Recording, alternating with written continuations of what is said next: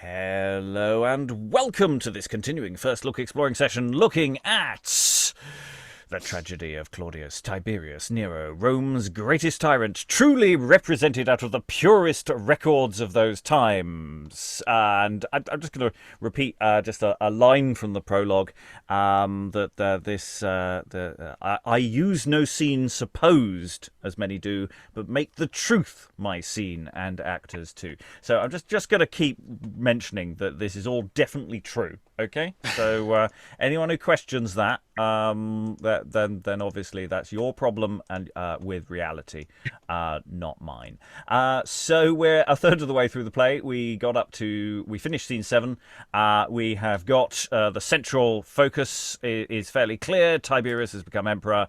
Germanicus has been proclaimed emperor. There's a bit of a by his soldiers, which is all a bit orcs, and there's a bit of an uprising going on and problems and stuff and things. So it's all got a little awkward with politicking going on, and everybody hates each other because they're in charge of Rome. That's what you do. You just sort of hate your own family. So on that note, let's introduce the family that we have here, who I'm sure are all not trying to murder anyone else. Reading Sejanus, Sabinus, and soldiers, possibly if we get that far, is Alexandra, and I have polished all my scintillating sibilants. Reading Tiberius, Agrippina, Centurion, and possibly a Plebian number 1 is Lois in London. Reading Drusus and Piso is Aliki in Athens. Reading Germanicus, Asinius, and Maximus today is Mark in South Bend, Indiana. Reading Nerva, Caligula, Julia, and Plebian number 2, if we get that far, is Lynn in the northwestern United States. And reading Nero, Vonones, and Plebian number 3, again, if we get that far, is Alan, fiddling about in Suffolk. And I'm your host, Robert Crighton. I'll be reading stage directions and or any character I've forgotten to give out to anyone else and or anyone who I need to read in because of problems. So, without further ado, we're going to dive into Scene 8. And once again, I get one of these lengthy stage directions as something visually exciting is happening on the stage. Enter Germanicus in triumph with the arcs Flamines before him, Tiberius on his right hand, Asinius and Sabinus. Next, Julia, Agrippina, and Livia. Then Nero, Drusus, and Caligula. Germanicus, then Sejanus, and other senators. Then the punctuation's not great on this, so I have no idea where to pause. Then the captains of Germanicus with his soldiers and prisoners. They crown him with crowns and garlands according to the custom, and all together they cry, Long live victorious Germanicus! Glory royals! Noble Germanicus, whose winged fame, swift gliding through the frozen Germany, hath brought us news of thy fair victories. Thou that dost equalize in honours titles the elder Scipio, noble African, and younger Scipio Asiaticus, Paulus Emilius of proud Macedon, Flaminia's conquest and Metellus' glory, old Fabius' wisdom and Marcellus' fury, renowned Gracchus, gallant resolution, brave man-at-arms, unfold thy victories, which heavens themselves do seem to solemnize. First to the gods, the authors of my good, I sacrifice the incense of my thanks. Next unto you, my lord imperial, I wish eternity of happiness. All you that wear the snowy livery of long experience, worthy senators, and you the flowering blossoms of fair Rome, my very essence, valiant soldiers all, loving Quirites, loyal countrymen, fair ladies, mirrors of the amazed world, embellished with royal chastity. In all the circuit of my humble vows, I offer up to Jove's protection. Since first, my lords, I entered Germany, the fertile soil of base rebellion, our eagles twice 9 times have been displayed, and twice 9 times with trophies honored. The barbarous marshes on the southern side hailed down 3 furious storms of poisoned darts. Not Sicca's torture, bloody Scythian, nor Crassus' scourge, dissembling Parthians, did ever rage in such tempestuous showers. But by the prowess of our valiant knights, who all alighted with their furious steeds, we stilled the hissing of these poisonous snakes, which all the neighbor countries stings to death. Long live the valiant Germanicus! But on the northern side of Germany, whereas the Scipies kept the plain, impaled in a wilderness of wood, walled with a rocky mountain in the east, backed with the sea upon the northern coast, and channeled with a deep entrenched mere, betwixt our legions on the southern side, these mewed-up foxes in this stratagem derided all our legions' braveries. 4 times with all our power we gave assaults to win the passage of that dangerous mere, 4 times repulsed by the quaking ground, that trembling durst not bear our soldiers. At length, when Cynthia's borrowed waning light repaid the essence of her brother's lamp, behind the low defending of the hill I saw the ocean far rebattered, as when the elder African in Spain by ebbing Thetis scarred Carthage walls. So by the flying backward of the main, the foxes on the back I saw ingirt, that thanks to Neptune for his clemency, they all adorn our royal victory. Long live the valiant Germanicus! Next to the Scipites were encamped the Teutons, hovering on the mountain side, that if our legions approached the hill, they rolled down rocks of stone to murder them. Upon the hanging of the steepy cliff there was by nature placed a little grove, but surely guarded by the Druids, to solemnize their human sacrifice. As in the second cruel Punic war, the tents of Syphax and of Hasdrubal were all inflamed by noble Scipio, so by the burning of this little grove, the mountain quite consumed where Teutons lay, and they became our triumph's goodly prey. But in the wood that borders on the mounts, the cruel tigers hid their damned heads, the savage Agaveri kept their den, who ranging now and then would snatch their prey, rending each joint, dissevering each part, and never leave till they had found the heart. Not Massagetes were so cruel called, nor Babylon was e'er so strongly walled. For since Eusipites' last confusion, they made the sea a moat unto the wood. The great Alcides would have wondered to see this island so environed. Hard by the southern frontier of the wood, Danubia's streams, swelling in proud disdain, unto the checker of the ocean, muttering, repaid his tributary due. There did I make my skillful pioneers to cut a trench from great Danubius, that this new sea which wallowed in the wood was now the grave of their perdition. For when Danubius streams did meet the main, the savage Agaveri all were drowned. But such as swam to us we would not slay, that they might grace the honor of our day. Long live victorious Germanicus! Germanicus. Twice did we meet the buckstars in the field, and 40,000 quite were vanquished, of stiff-necked chatty never yet controlled. And 100,000 perished in one field. Not Canis nor the fields of Pharsalus so died in blood as was Danubius. And which my private joy doth more obtain, of all the Romans were but 90 slain. This is the theatre of Germany. And these the countries which I conquered. Now, were the emperor, I made a vow to dedicate my sword to Jove's protection. If it please your majesty for to ascend unto the senate, where Germanicus will all the secrets more at large disclose. Meanwhile, my followers, I you dismiss. Exit the soldiers. And all my gracious friends with thanks I leave, until our country rites we do perform, which done, Germanicus will soon return. Long live the valiant valiant Germanicus! Germanicus! Live the valiant Germanicus! Not sure who's saying that because they all exited a moment ago. Anyway, it's the more noble sort said this bit, presumably. Anyway, exeunt all, additionally, in order to the Senate at one door, Julia, Agrippina, Livia, and Caligula. At the other, remaining on stage, Nero and Drusus Germanicus. Drusus, if you had been so valorous as over-boasting in thy bombast terms, we might have sealed our league of amity, now with Tiberius' cold congealed blood. And if thy bookish wisdom, clerkly art, had armed been with Roman resolution, I tell thee, Nero, coward as thou art, Tiberius should not thus have scaped our hands. By Jove, my father was his coat of steel, placed betwixt my sword and him, or else... Or else thou wouldst have sworn volumes of 6-foot oaths, but dare a blow. No more, my father comes. Coward, I do retort it in thy teeth. By Nero, brother, art thou mad? Are you mad? Who knows? Because they exit. it's such an odd exit line. Isn't it? It's like there's a scene going on, and then they just go. They just leave. It's just very weird. I don't know what's going on, Alexandra. I disagree. It's very filmic.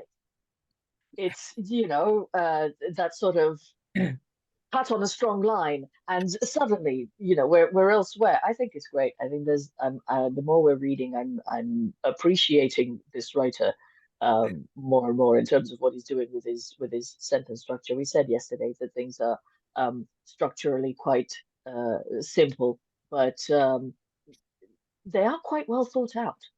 And it's also a question whether this following scene, because the original is not divided into scenes, by the way, so these are all additional scenes. So it may be that this scene and the next, these things are all supposed to flow into each other. So in a sense, this may not be a solid end of a scene. Yes, everybody exits and other people are coming on, but it's a little mini scene between a big scene and a big scene. Might be a way of looking at it as a flow of motion, especially as, we've had this big, again, we've got this big scene where someone has a massive speech and everybody's on stage.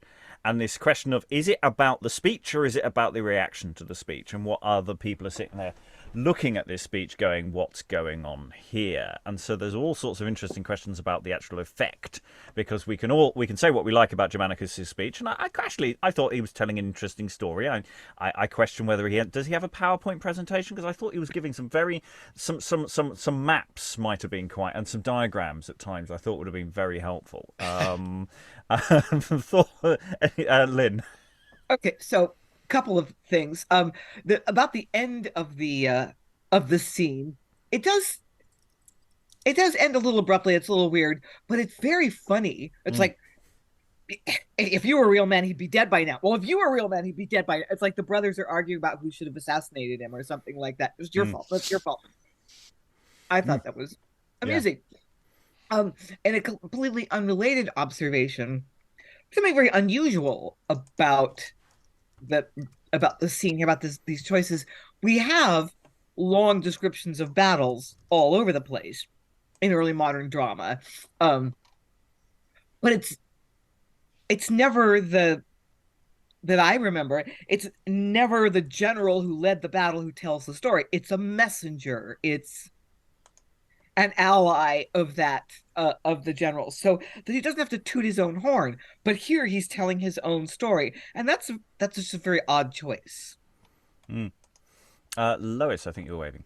Oh, yes. Well, it was just about this sequence of scenes. Drusus says, "No more, my father comes." I think that, and then the other people all enter. I think this is meant to flow straight on, and probably that explains why it's so truncated. I think that dialogue between Drusus and Nero is a kind of hasty, almost whispered thing, during the time. I mean, I think somehow we're meant to imagine that the action has just moved from outside to inside or inside to outside or whatever. And that they and actually things can be going on while they're talking, and it's actually covering scene changes. Basically, this is all the kind of thing you'd do in front of tabs in a Pross Arch theatre.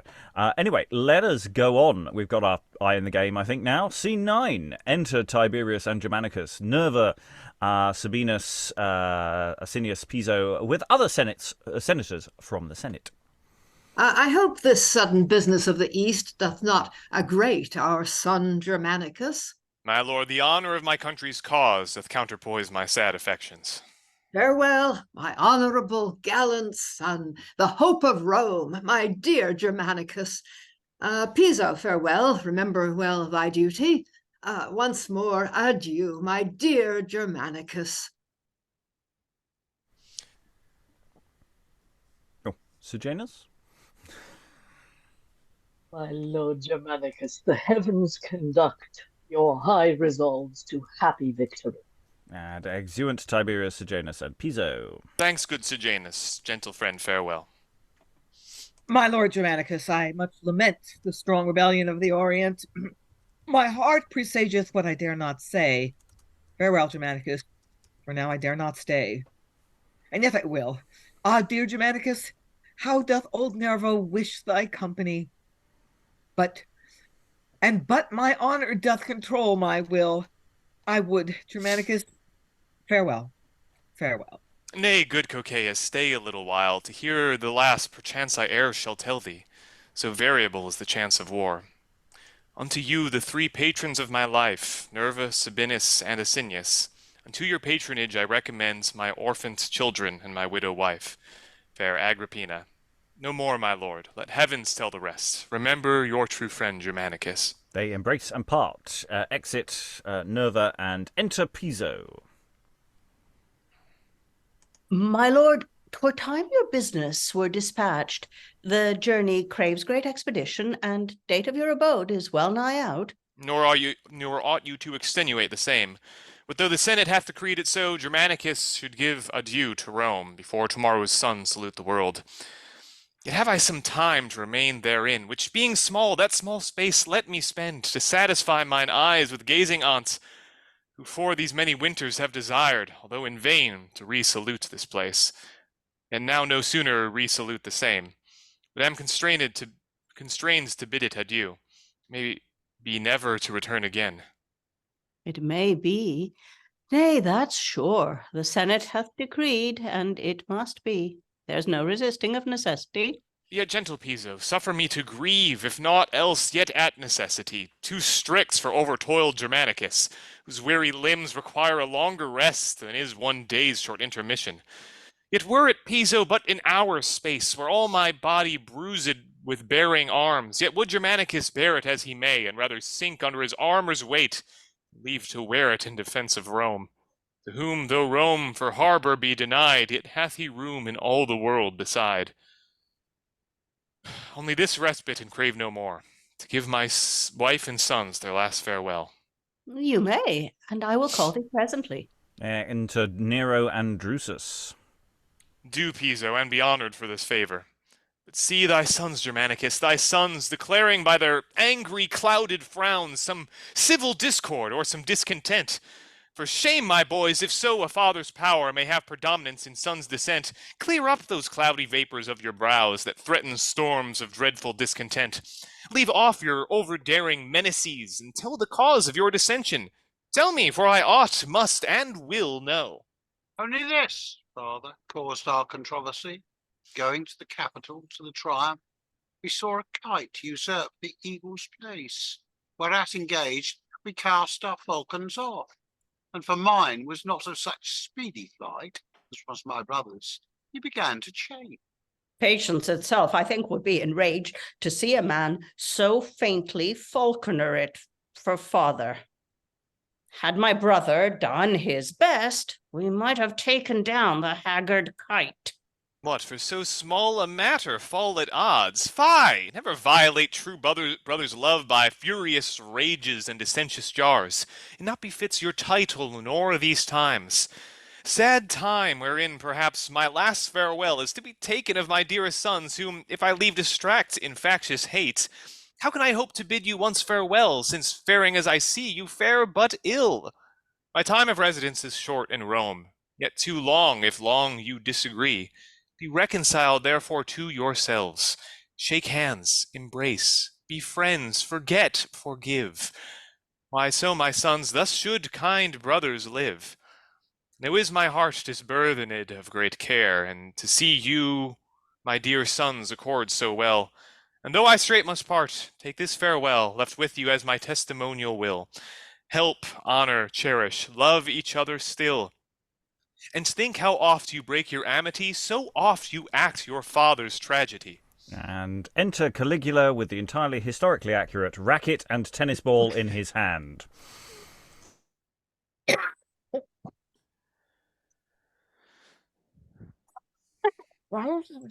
Now, a God's name, give me a handball, for that a man may toss against the wall. Now up, now down, now fly, now fall. Yet hath no danger therewithal. Come, brother, we play a set. Cross to my comfort and thy father's grief, why dost thou still continue in these fits? What frantic humour hath bereft thy wits? Cast down, Caligula, cast down thy ball. Nay, my lady father, nay, first take my life away. Take up my ball, lay down my ball, touch, touch. To tennis with an emperor is not worth a rush. Where's never a stroke but in all hazard played. No, father, I'll do as poor men do, with great men's injuries. Put it up, till time serve. Yet now at length these cease to torment my soul, more scourged with sorrow to behold thee thus, than Priam was to see his Ilium burn. Speak like to thyself, speak to my joy, more joy unto joy robbed Germanicus, than was the Lydian Cressus, dumb-born son, stopping his father's execution. Nay, not for the world, father, pardon me. No, what? Play the blab before such company. What companies here, only but we three? Marry, too many, sir, by he and he. Son, stand aside while we confer together. Nay, far enough we need no counselors. Not on my blessing till our talk be done. Then, father, lo, your metamorphosed son, changed in wit and in condition changed, whose height sit hath left length to rage, and plague my senses with lunacy, which hath made me to be esteemed a fool. And so I am, and deem it best to be so, for he that would live safe in brutish Rome, father, a foolish Brutus must become. Nay, never blame me, father, nor upbraid me for it. His was by policy, mine by ecstasy, which take me evermore in company. Nor, but conjured by your reverend command, could I have half abstained from it thus. The strangest fit that ever I have known, which howe'er strong, yet strive to bridle it. Once give repulse, and you the conquest get. But time cuts off our talk. My glass is run, and date of my abode is almost done. Say therefore, how doth Agrippina fare? What makes her stay? How brooks she my depart? Briefly to say, my lord, with an ill heart.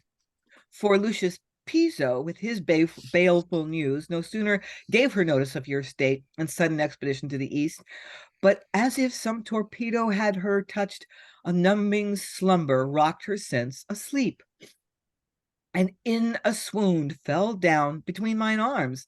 Then, scarce remembering how or where she was, she locked her winding arms about my neck, and thinking me to be Germanicus, she sealed 1,000 kisses on my lips, each being steeped in a stream of tears. And then she sighs and straight begins to frown. Thrice she disjoined these cherries of her lips, as if she meant to speak, and thrice she spake.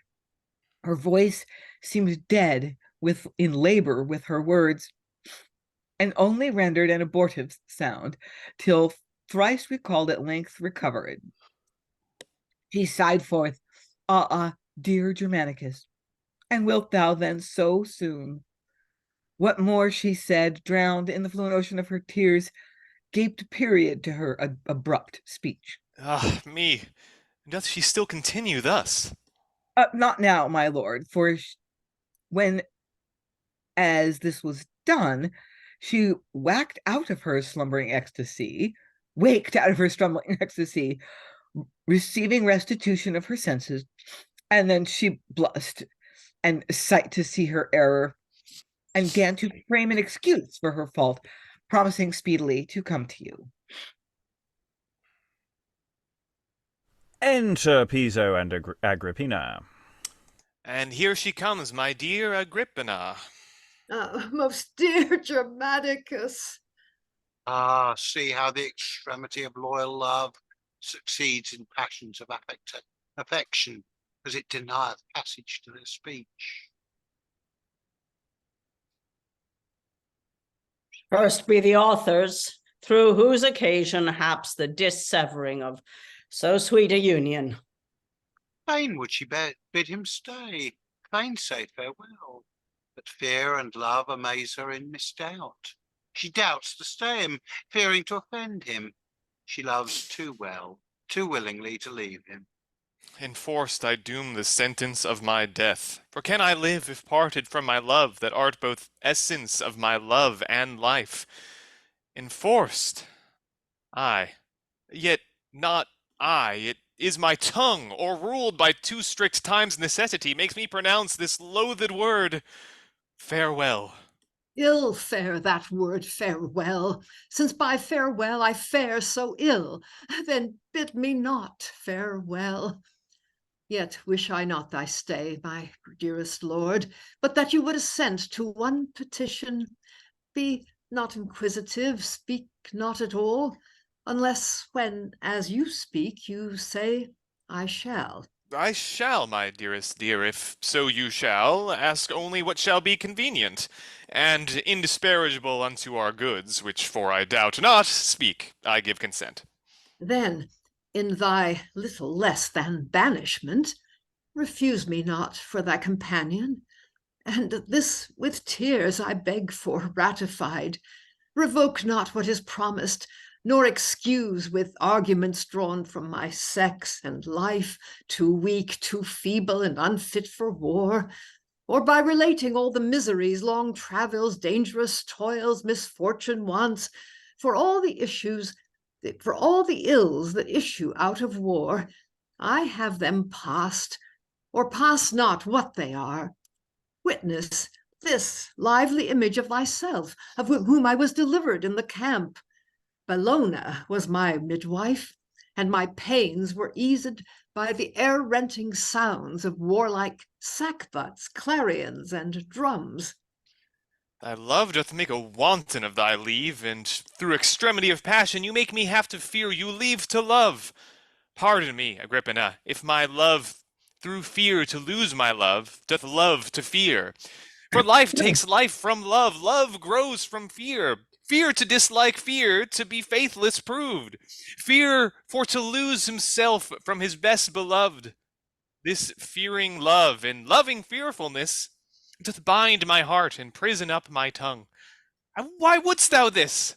I know thou wouldst not from stately Rome unto the sun's arise. So many miles, so many mischiefs lies. Where should thou hapless me accompany, the mischief were redoubled, and 1 hour perhaps should cause me die a double death, once in myself, and 10 times more in thee. Yet wouldst thou this? I know thou wouldst not. Ay, me, my lord, your word controls my will. Time intercepts my time. Adieu, dear Agrippina, once again adieu. The time is now expired of our stay, and therefore you must either now agree, or, madam, against your will, you must depart. For my part, I will presently depart. Stay a little while, and I have done. Madam, for all the world I dare not. Fare ye well. And is your haste so great as this, my lord? Must Agrippina then forsake her love? Or else Germanicus must leave his life. Therefore, my dear, dear wife, and dearest sons, let me engirt you with my last embrace, and in your cheeks impress a farewell kiss. Kiss of true kindness and affectious love, bathed in the liquor of distilled rain, which ne'er before dissolved into tears, which falling lowly down before your feet, seem for to beg a mutual unity, to be continued after my depart. Which if you are resolved to maintain, then use no dallying protractions, but now compendiously let's take our leave. As wills Germanicus, so must it be. Farewell, dear lord, therefore. This way for me. And exit Agrippina. Nero and Drusus and Caligula embrace Germanicus and follow her. Germanicus remains. Dear wife, dear sons, heavens your protectors be. The gods our guide, farewell. This way for me. And exit Germanicus by another door. Okay, lots of things here. Okay, long protracted farewell scene. But also the arrival of the tennis-playing Caligula. Who knew? Who knew? You cannot be serious. Displaying a certain feigning to it. That is Caligula the hero of this play? I mean, it seems really weird, but I think that's what the play's doing. It's setting up he's actually a bit noble. This is not what we expect for Caligula. We expect psychopathic murderer. That's sort of what we're frankly rooting for in any Roman history play. So this is a twist, but it's all true, so it's fine. Alan, then Yeah, I mean, I'll go to Mark. One thing which is slightly weird is it's not clear what age the three sons are, because on occasion they're referred to in taking activities which one would definitely think of as being more juvenile, but then they're coming out with some fairly adult comments. And that's, I was finding quite difficulty to how to pitch the damn thing. Yeah, and it's sort of a problem throughout the play because, of course, we've got some telescoping of time. We've got things that are slightly out of sync in the sense that all of them should be really young, but they clearly have to be older. So you know, they are I think still in that borderline in terms of Roman society. I don't think any of them are expected to take on positions of authority, but they are definitely. Yeah, so a production decision has to decide. It's either that we just recast them to be older halfway through the play. I mean, that wouldn't be awkward at all. Mark. I love that Caligula, after like pretending to be crazy, is like talking to his dad, and he's like, "Dad, it's been a ruse all along. I'm not crazy." And then Germanicus is just like, "This is the craziest thing you've ever seen, like you've ever said." Just like he's like the boy who cried wolf, essentially, but he's the boy who cried crazy. Yeah, and we've got a continuation of the whole Nero and Drusus argument that's been going on from the previous and the stuff. So it is an ongoing little flow of things going on here. Lynn. Yeah, that kind of made me laugh too. When the sons come on and they've obviously been arguing about something in their behavior that signals to Germanicus that they're not getting along. He's like, "Oh, what's the matter, guys?" And they tell this story with a hawking metaphor or a metaphor drawn from nature, and Germanicus doesn't get it.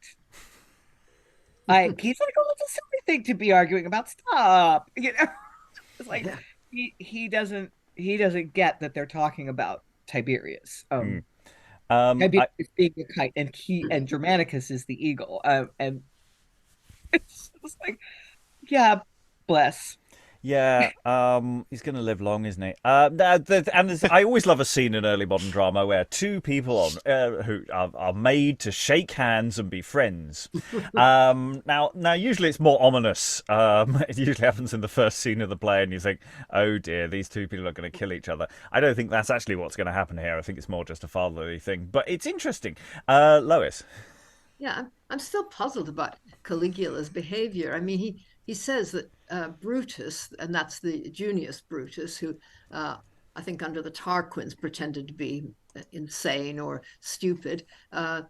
He's comparing himself to that, but then he says his was by policy, mine by ecstasy, which takes me ever more in company, which suggests, but I actually do have these fits. And then his father says, "The strangest fit that ever I have known." And, try to control it, which is ridiculous. Try to control your epilepsy or whatever it is. You're not going to be able to.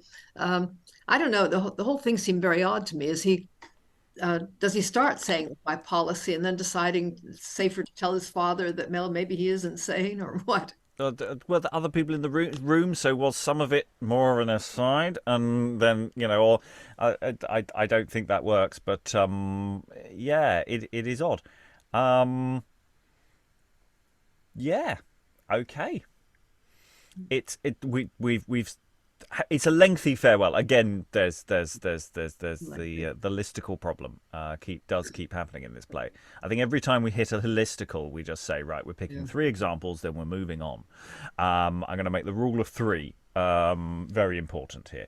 Okay, scene 10. Germanicus has made his way to what I'm sure will be a perfectly successful mission that won't end in death at any point. Scene 10. Enter Tiberius and Sejanus. Thus is Germanicus, our greatest fear, dispatched with subtle Piso to the Orient. Didst thou not see with what alacrities all the plebeians at his triumph shouted at every period of his pleasing song, how that discordant choir redoubled with their untuned voices relishing, "Long live victorious Germanicus." But he's dispatched into Armenia, and soon shall be dispatched by Piso true. My lord, Upon mine honour, I'll aver speedy performance of this action. I so inveiled Piso, so enwrapped him, so conjured his traitorous resolution, storing the villain with such poisonous drugs as never Circe nor Aeetes knew. I so incensed his damned ambition, soothing his humour, praising his great worth, adding the favours of Tiberius. That were Germanicus Imperius. Jove! Piso would poison him to gain my love. So much, Sejanus, for Germanicus. But now another cloud obscures our sun, of lesser favour, but of greater show, that same infamous tigress Julia. Nemea never saw a lioness was half so furious as is Julia. Didst thou not see her yawning sepulchre, ravening to swallow up my empery? Did she not show Augustus' testament to have discarded me from regiment? How can I brook it? Do not make reply. If Nero live, Julia shall surely die. Then, Julia, make thy quick confession. But yet there doth remain a corrosive, a canker that doth gnaw my festered soul.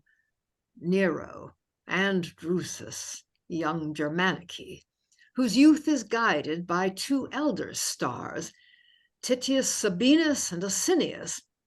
Were these made counselors to Proserpine, for neither Minos nor stern Aeacus nor Rhadamanthus were so just as these, Nero and Drusus might be soon entrapped.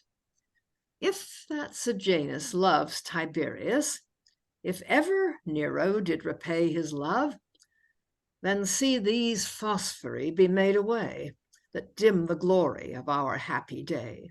Here, take my signet, use what means thou wilt, be emperor, so I may have my will, for even as sure as Nero draws his breath, Asinius and Sabinus dies the death.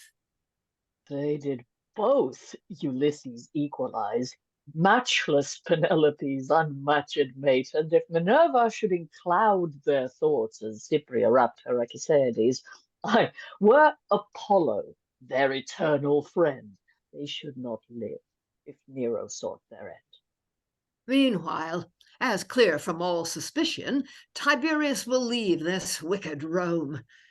Julia, Sabinus, and Asinius shall rue the absence of Tiberius. And exit Tiberius, having spent the scene calling himself both Tiberius and Nero just to confuse you, and of course referring to his mother in the play called Julia, but we normally know her as Livia, but there's another Livia in the play who I think is actually we know as Julia. So it's all very confusing with names. We will standardise the names for any production.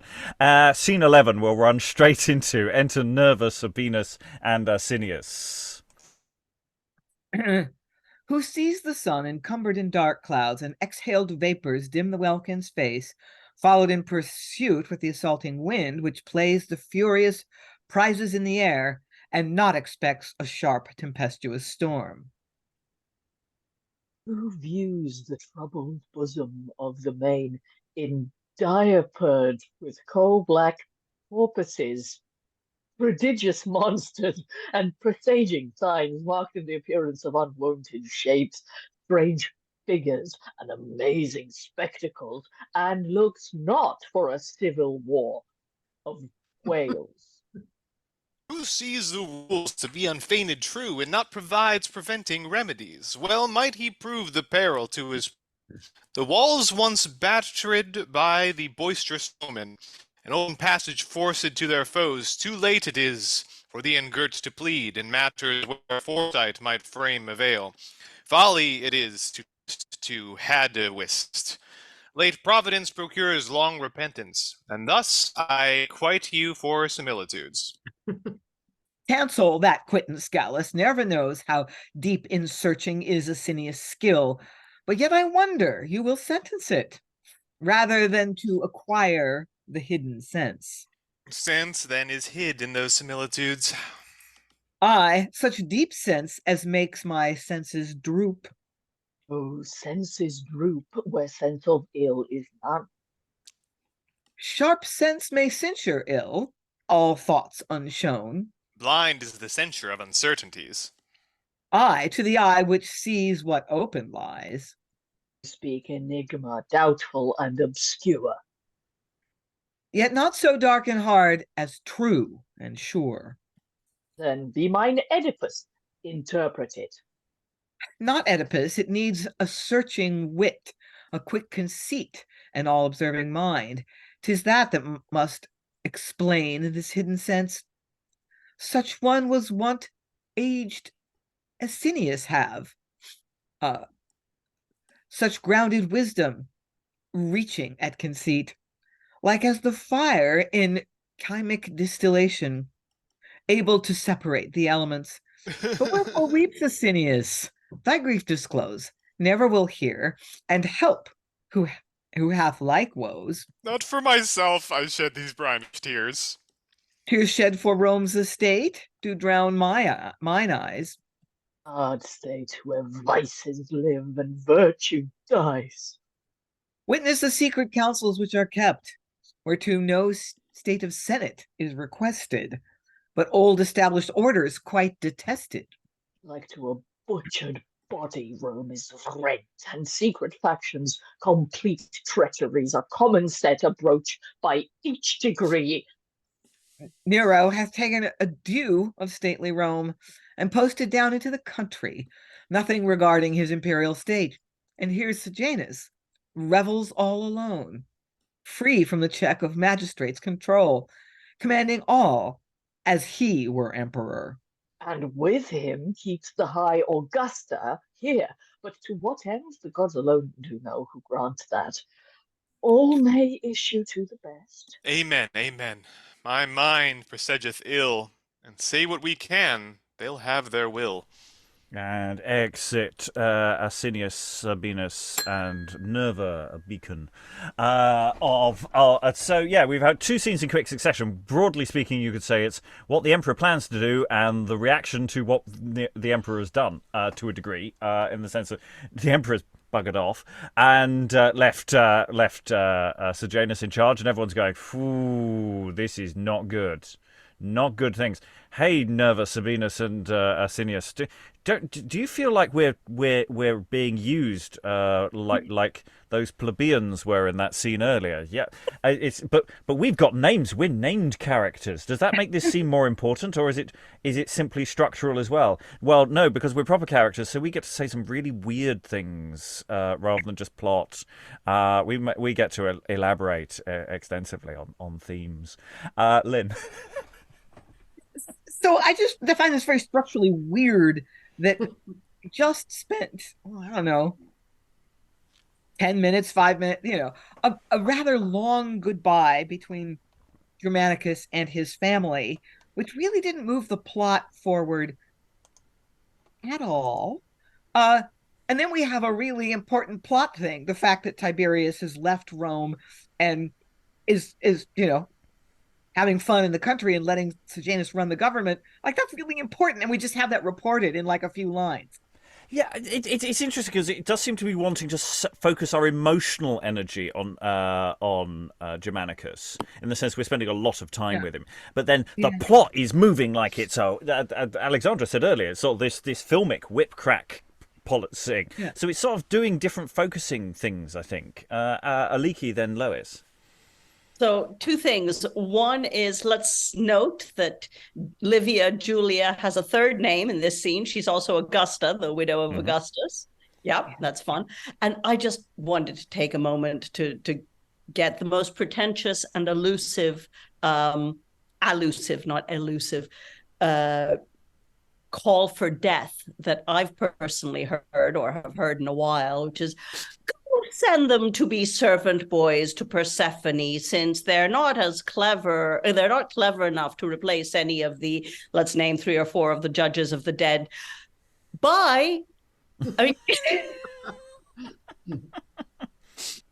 A lot of time was spent on that one. It feels it.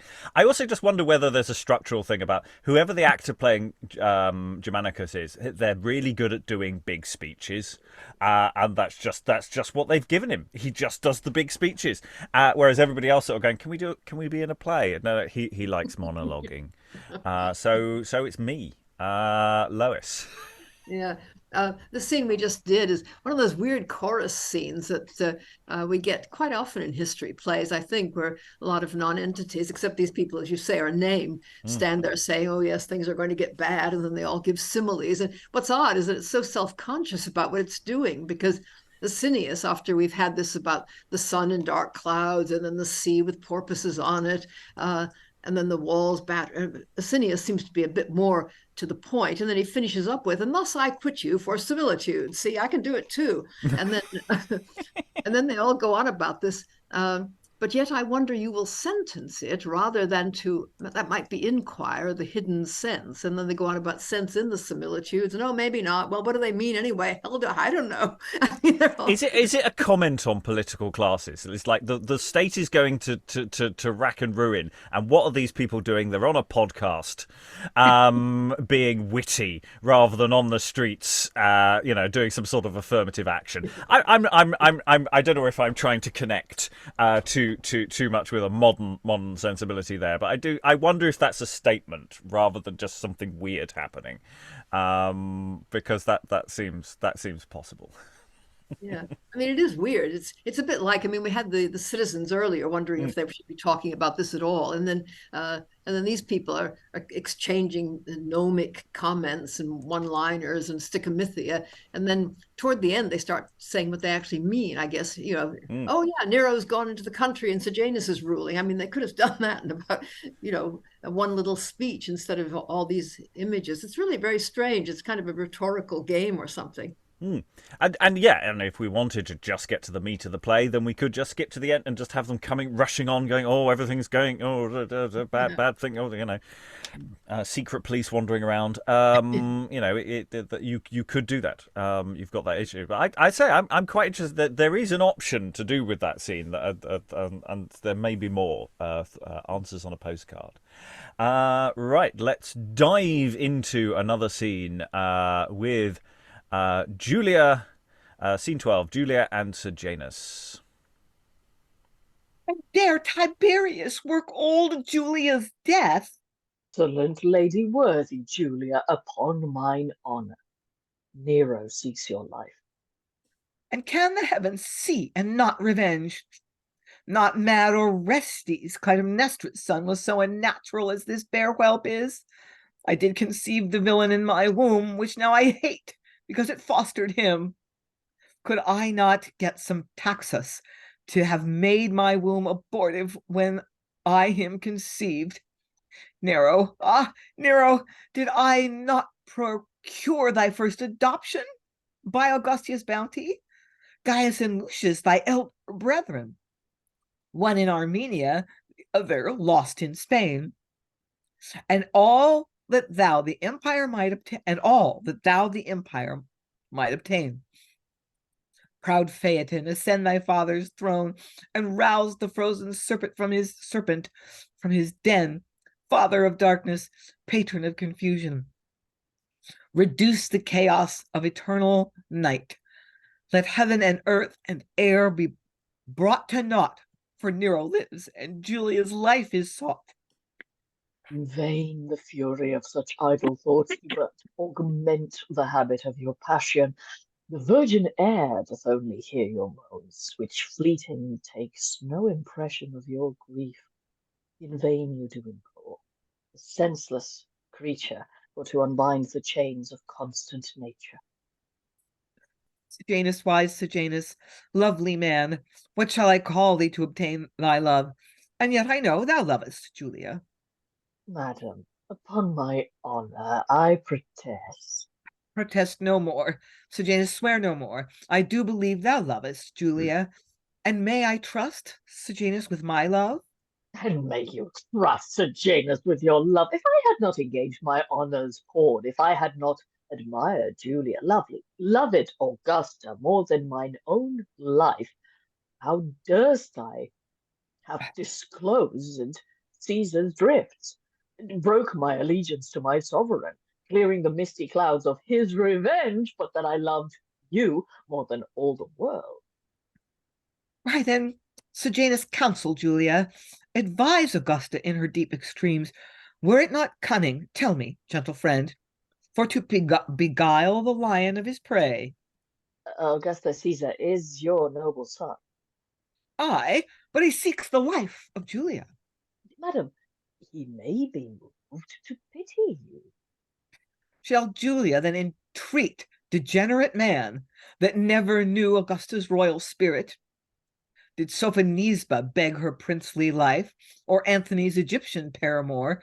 Did Philip's high resolved Olympius crouch to Seleucus for her weary days? And shall Augusta, royal Julia, crouch, beg, entreat her boy Tiberius? Lady, not so. Sejanus will entreat. Nor thou, nor any shall entreat for me. Did I not bear him? Who shall beg my life? I shame to hear thy foolish pitying. Did not we make Tiberius emperor? Can we not depose Tiberius? Where are those volumes of invention which once had residence in thy conceit?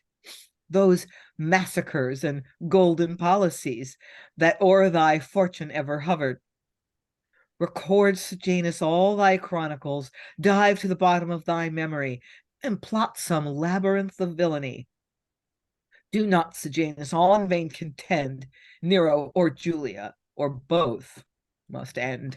Royal Augusta Julia, command the utmost that Sejanus can invent. Madam, you know that Caesar 3 days since removed his court unto Campania, whereby his orchard... What by his orchard? Speak, Sejanus, speak. What doth the smoke of Lerna lurk? Doth the smoke of Lerna lurk thereby, or Theban sphinx, or Memphis crocodile? What Dipsus or what monster can we find, but half so cruel in his proper kind? There is a cave, spelunca called, vaulted by art, made by geometry, whose top is woven with a waning vine. The leaves of tempered plaster, flagging down, are fanned with motion of each little wind, the ruddy clusters of the grapes appearing lively engraven dependent stones, never more solace, nor Amphion's towers, nor Asia's immortal workmanship, Diana's temple half so curious as this entrenched earthly paradise, but which increaseth the most amazing one. But which increaseth most amazing wonder, with turning of one stone, all falls asunder. What of this? What of the cave, Sejanus? When here, oftentimes, the weary emperor doth banquet and refresh his troubled mind. Enough, Sejanus. Promise to turn the stone. Julia is sick. Augusta must be gone. Madam, upon mine honour, I'll make him sure. Farewell, Sejanus. I must needs be gone. And exit Julia. Sejanus remains alone. Madam, farewell. Go, stepdame Julia, plot with Sejanus for Tiberius' death. But first, go tell the queen of fearful Dis, and read a lecture there of policy, never to trust a friend in secrecy. So then, Sejanus, here, epitomize all thy devices for to get a crown. Betwixt thy hopes and thee are 7 lights, 7 wandering planets, 7 obstacles. Tiberius Caesar and Germanicus, the triple offspring of Germanicus, Julia, Agrippina, and Livia. All these, Sejanus twixt thy hopes and thee, but for Germanicus, he is eclipsed. All these, Sejanus, twixt thy hopes and thee. But for Germanicus, he is eclipsed. His orient of honour is obscured, I hope, ere this, by Piso's diligence. Julia, is in her struggling agony betwixt the poison and concoctions. Drusus, Tiberius' son, I mean to speed and make his father for to murder him. Even thus, the cave I told to Julia is very true. I do not lie, nor to complot the deepest villainy. Nor did I lie, there's such a cave indeed, and with one stone I can consume the work. Some slender, shallow politician now would deem it here a point of wondrous reach to murder son and father in this cave. Not so, Sejanus. Have farther scope, deeper conceit, and far more mystical. The cave shall fall. Yet Tiberius live. But I will seem to underprop the cave with these my pillars, and bear all the load. So shall I get more favour with the prince, that whomsoever I shall countenance shall seem ere repealed oracles. Then will I work this credulous conceit, to what impression my brain invents. I'll to Campania. Now, first have at his son, then to him, when all my plot is done. And exit Sejanus to go and plot some spelunking in Spelunker. I don't know, is that the source of the term for spelunking? Is it this specific cave? I don't know. But I am not familiar with this story. It sounds a bit like a different story. But I don't recall this specific plot, so I don't know. It could be I don't recall it. I obviously remember that there were plots, but I don't remember this particular plot. But maybe other people have a better memory on this point. Aliki, then Lois. There was definitely a cave, a cave accident / assassination attempt in the Sejanus of Johnson. So, I must have forgotten that. It's not like I was there running that room at all. So I've just forgotten it. That's good. Lois. Yeah, well, I was going to say the same, except I think in Johnson it's not made clear that the cave had this one stone you could turn to make it fall, or that Sejanus had planned the whole thing so that he could look heroic. I think it's just described as something that happened, but here we're given an explanation for it. Yes, I remember it happening. I say I don't remember any of this plotting. I wonder which came first. That's the thing. Yeah. Yes, which came first. Yeah, so there's a lot of plotting here, and it's, after all I did for him, I'm his mother. And I made him king. And what's he done? He's just gone away on holiday and just left us. And it's just, Sejanus going through his long listicle of all the people he has to try and get past to become emperor. So there's plots going on. Interesting little scene between the two of them. Lynn. Yeah, and as we were saying in the chat, he names it 8 people. He lists 8, not 7. So that's the only thing I can think is that, from what I can gather, 7 of those 8 people die. Like, that one of the triple offspring of Germanicus is the only person to survive and become emperor next. So, like, of all those people, the 3 women, Germanicus, blah blah blah, only Caligula makes it through all of this alive, and he becomes the next emperor. So maybe are you sure? Are you sure? There's no guarantees. Yeah. No, Nero, surely. No, wrong Nero. Different Nero. Oh, No. Nero? It's not that. It's not that Nero. He's not going to be born for even this play is not telescoping the time this much. And there's still no Claudius to be seen because he's been allied with Caligula. So it's a very weird universe. He was a generation or 2 older than Caligula. He was like Caligula's uncle or something. Yeah, he's his uncle. And we don't even see him. But it's a little, but I don't know, you can ignore the bad math, and it's like, whoa, Sejanus is plotting. Yeah, that he is. I think we can fix the maths. That's fine. Okay, let's go into scene 13, unlucky for some. Enter Germanicus and Piso at one door, Vonones and his son at the other.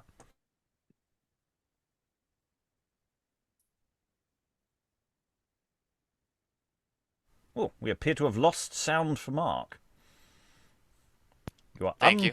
There we are. Vonones, though this proud rebellion disturbed universal unity, although this utmost member of the world hath made a separation from the head, though thou and thy proud son in daring arms have made our eagles sweat in thy pursuit, yet know a Roman is thine enemy, whose legions far surpass in chivalry the triple phalanx of Armenia, were every man a furious elephant ruled by a castle of Numidians. These German legions would encounter them, and these new squadrons out of Italy would strive with them in glorious emulation, till with the spoil of vanquished elephants they might encamp a pale with ivory. Yet know my mercy far exceeds my strength. An olive's branch, wreathed with humility, shall win more favor with Germanicus than all the ensigns in Armenia can. Speak then, Vonones. Wilt thou fight or yield? Germanicus, as to my hostile friend, Vonones knows thy honourable mind, admires, nothing fears thy victories, except thy person. Thus much for your state. Germanicus, 'tis no rebellion, for to maintain our ancestors' renown. It is your pride to seek dominions, finding occasion still to conquer all. First, Romulus increased his colonies by ruin of his neighbour borderers within the circuit of fair Italy, subject to your lordly emperies. Then must Sicilia be your granary, Carthage be sacked for emulation, Spain must find horses, France an enemy, because that Brennus scaled the capital, young Philip in the Second Punic War must be reclaimed by old Emilius. Mithridates, for helping Perseus, must pay a ransom of all Asia to Pyrrhus mountain. Yet not so content, except he yield up the Cimatium. For him, Tigranes, Ptolemy for Antony, my grandsire, for great Pompey's dignity, must yield the title of his royalty. Romans, you wrong the world by false pretences to make them all your vassal provinces. How did the Britons wrong your empery? The Gallo-Grecians or the Scythians? What did Numidia or what did Germany? The late character of thy victory, the late character of thy victory, let fearful cowards to the Romans yield. Vonones will fight out this bloody field. And they exit both ways, having done come and have a go if you think you're hard enough posturing.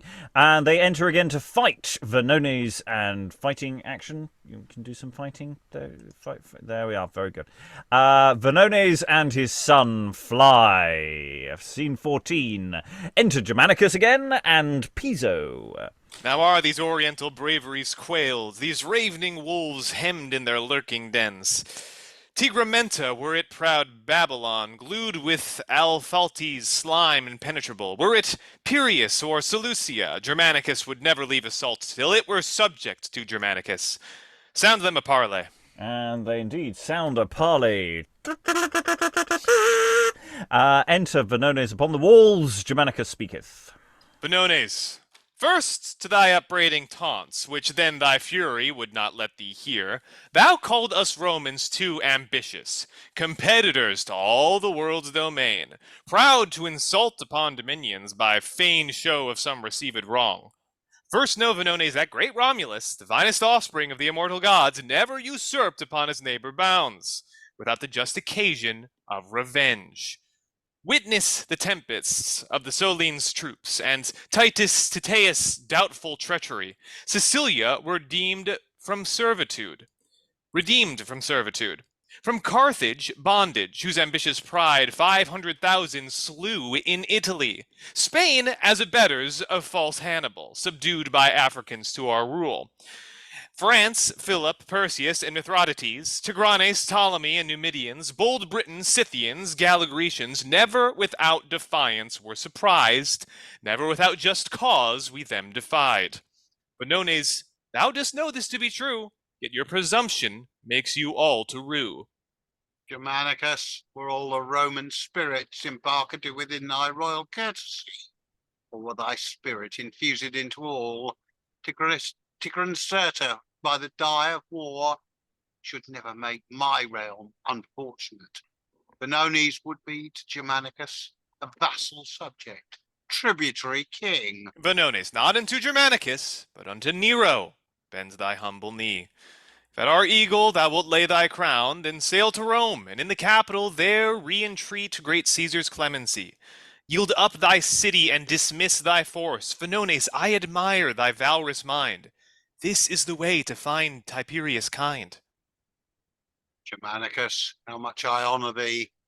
Vonones fawns not for his liberty, but no, before that tyrant shall insult over the Armenian Oriental prince, even by the sun and all his counsellors, the author of our royal progenies, scale, burn, assault, batter, undermine, renew as oft your wearied legions, as Polynices or the Theban wall.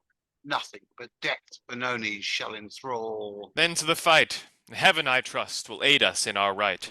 And Germanicus and Piso scale the walls. Germanicus is repulsed in the first assault. Piso winneth the wall first, but is in danger by Vonones and his son. Germanicus rescueth Piso, Vonones and his son fly. Sera, maugre all their force. Tigran is subdued by us. Romans, assault the keep, let them not breathe, till with the cinders of the fire tower your dreadful fury clean dissolved be. Sound a parley within. But hark, the Armenians do a parley crave. I think they'll yield, and so our labour save. Then sound terror to their melting hearts. They resound a parley, and Vonones is on the keep. Germanicus and the Roman conquerors, imperious lords of fortune's empery, Vonones here upon his suppliant knee, which ever yet was like the elephant's, that had no sinew, had no bending joint. Here he that never begged doth now entreat a boon, a glorious boon. Germanicus, 'tis not my life Vonones' heart would break before his tongue should be his orator. 'Tis not captivity, nor town, nor friends, nor realm, nor wife, nor my posterity, Germanicus. It is a boon of fame. Vonones begs that he ne'er will beg again. And as I live, Vonones shall obtain. How honor crossed by chance revives again. Then thus in single combat I defy some worthy man-at-arms that dare perform this honourable challenge in the field. If that Vonones live this is the boon, but 24 hours to have my scope, or to ordain a new supply of war. If I be vanquished, use the law of arms. Descend, Vonones, on my honor's pawn for to perform this resolution. Germanicus comes down to the stage. Romans, on your allegiance be gone. Persuasion is the fight of present death. I see the garlands dangling in the skies of Corvin and Torquate's victories. Vonones cometh down. They fight. Da, da, da, da, da, da, da, da, da. And then breathe Vonones being wounded. Blessed be the hour, and cursed be the lamp, which gives the influence to my hapless being. I had not deemed that 20,000 souls could have o'ercrawled in a single fight my armour, purpled with vermilion blood, more than the scarlet blush the Maker gave. You hell-bred furies, I plague you all in hell, that thus do torture me. Come on, thou Targ of Rome. And they fight again, and this time Vonones is slain. Ah, noble spirit, and art thou quite extinct? Gallant Vonones, much I pity thee. Too much dear earth does oppress him, not with weight, whose mind was elevated whilst he lived. Let lilies deck his ever-flowering tomb, and rosettes border on his wailed grave. Sweet nightingales participate his breath, help to immortalize his glorious death. Piso and all the Romans come down from the wall to Germanicus. Germanicus speaks to them. Now, brave centurions, worthy legions, after the night of labor, honor's day, bring forth the mural crown and ornaments. Germanicus, whose head shall this adorn? Tis that deserved it, and I deemed 'twas I. No, my Germanicus, but it was I that first repulsed the Armenians from their walls, first pitched my eagle in the conquered town. Not honor nor imperious ambition can make a Roman yield his honor's title. I sealed the sconce, therefore the crown is mine. I pitched mine eagle, mine are the ornaments, and by my soul and by Bellona's knight, Piso will have his own, his crown, his right. Piso shall have his own, shall have his right, but for the mural crown, my honor's meed, the glorious signet of my victory. First stars shall turn upon this earthly pole, bound to this shady orb's circumference, and herds of beasts shall graze on earthly pasture betwixt the lion and the double bear. Nature turn topsy-turvy, for that day Piso my honor's crown shall brave away. Brave? Piso will not brave, his deeds shall plead. His deeds, alack, are tongue-tied orators. Without ambition I plead my right. Did not I myself in the first assault thrice charge my target overpoised with darts? Did not I brandish in the second fight my burning scimitar, that all their eyes could not endure the heat of his reflection? Then in the midst of all the frontier strength hewed me a passage to Vonones' son, whose dying ghost bare record of my force, that did dismay their power, disman their walls. There fixed mine eagle, then unbarred their gates, and straight remounted to assault the keep. Perchance that Piso by some postern gate crept through a mews, and by the winding stairs, panting and breathless, stole up to the walls. But I... Stay, Germanicus, my heart doth throb, mine ears do glow to hear thy braving taunts. I am a soldier and as good as thou, but for the childish rumour of thy name. And shall I lose by these insulting terms the crown of honour that I have deserved? Not one salt drop of sweat that I have spent, but honour's fountain shall repay again. Germanicus, Piso will have his due, of thou or he this fact of thine shall rue. My lords, what dismal fury doth enchant your noble spirits to this mortal strife? The Roman military laws enforce that in these grave demurs the soldier's quest should give the honour by a whole consent. Are you, my lord Germanicus, content? And you, Lord Piso, with our Roman laws? Worthy Centurion, with all my heart. I must perforce, or else not have my part. Speak, soldiers, Piso or Germanicus? Germanicus! Germanicus! Germanicus! Germanicus! Trumpets, relate to heaven this unity. And Germanicus sitteth down, Piso at the other end of the stage, sprinkleth powder on the crown, and then he setteth it upon Germanicus' head. Trumpet sound. I lost the crown, but I have won the day. Long live victorious Germanicus. Piso, grieve not at justice equity. Mine honour's dearer, Piso, than my life. Accept this grudge, Piso. I honour thee, depute thee Lord Armenian Governor, to grace thy virtue and reward thy pain. Farewell, good Piso. I'll to Antioch. Exit Germanicus and soldiers. I go, Germanicus, but ne'er return. That crown shall be the last thou e'er shalt wear. That garland decks thy speedy funeral. If the Germanicus pass Antioch, Piso's a fool. Sejanus hath no wit. That powder which I sprinkled on the leaves, me of my death, him of his life, bereaves. Exit Piso. So yeah, it looks like Germanicus is poison crown time. That I remember that distinctly from the history. I'm sure that's absolutely different. I'm sure there's a rumor of it somewhere because nobody's really sure actually why Germanicus dies. To be fair, there are lots of good stories, very enjoyable stories, but I don't think there is actually definitive proof as to what actually happened to Germanicus. You can absolutely say.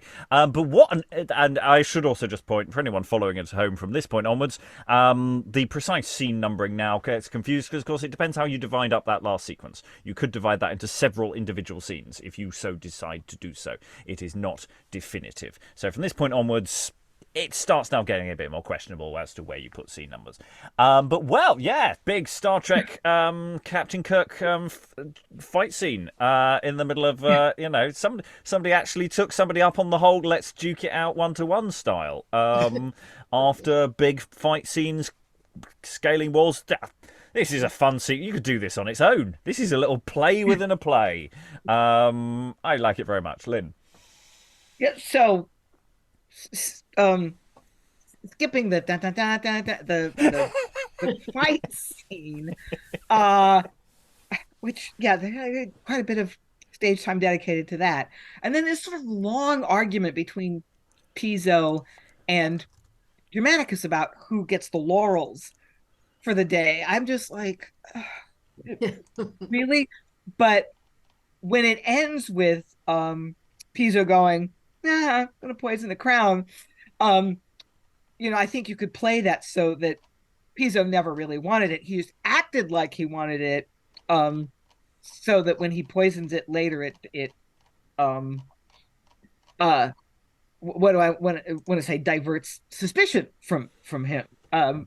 So I don't know, that gag at the end kind of makes it worthwhile. But yeah, again, it's just like so much time is being dedicated to events that don't really move the plot forward, if there's a plot at all. Yeah. I actually really like the pointless pettiness of that scene. I thought it was really fun. Because it was listen, it's my crown. I'll go to Mark and then Aliki. I think it'd be really interesting how a company actually plays that, is like, how petty are they sounding, or how, like, kind of innocently, like, I, like, objectively speaking, I feel like I earned it. Like, how much does it come across as one or the other? And is it different for the two different characters? It is kind of weird that, like, Germanicus has been, like, the hero throughout the story until now, and then the last major thing he does after, like, a big fight scene is having this potentially petty feeling argument with somebody before he gets assassinated. Yeah, it just feels like, Kirk's just won the hand-to-hand combat, and Spock has said, yes, but I was the one who fired the lasers. I took out the whole city with my great tactical knowledge. I think you'll find that's how it works, Captain. Aliki. I quite enjoyed it too, and partly as an illustration of how Romans felt about military honor.